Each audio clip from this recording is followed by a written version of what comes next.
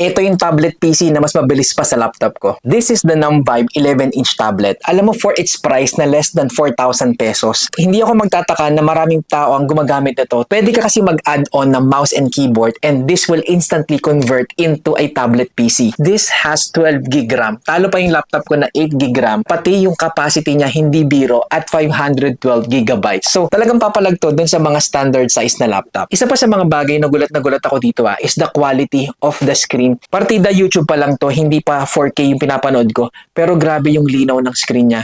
And dahil nga 12 gig na yung RAM niya, when it comes to its being responsiveness, wala akong masabi. Alam mo, talagang dinesign na siya not just for entertainment but also for functionality, kasi pwede ka mag-install ng office applications and using a wireless mouse and this wireless keyboard, talagang makakapag-perform ka na ng mga basic tasks, even basic editing, office applications, and even your emails. Kaya talagang tuwan-tuwa ako dito kay Numvibe. Kung kanina nyo pa napapansin, ito yung bagong version. Mas nauna po yung black, but if you want something na a little funky, pwede mong piliin tong purple color. At bago ko makalimutan nga pala, itong si Numvibe Tablet PC. Busog na busog yan sa mga freebies. Meron ka ng built-in screen protector, meron ka pang free na casing. At dahil nga gagamitin natin siya as a tablet PC, meron na rin siyang kasamang stand na ganito, SIM card adapter, digital pen pointer, OTG cable, headphones with microphone to make and receive phone calls. Also, dual SIM na rin to. So, kahit nasan ka, pwede mong gamitan ng data to still be able to use the internet. So, kumusta naman yung sound quality? Pakinggan mo yung kanyang built-in speaker.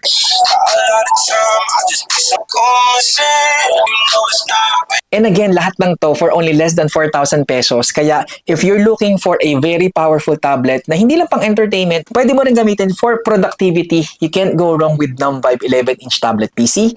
Pakiclick na po yung yellow basket and I'll see you next time. Peace!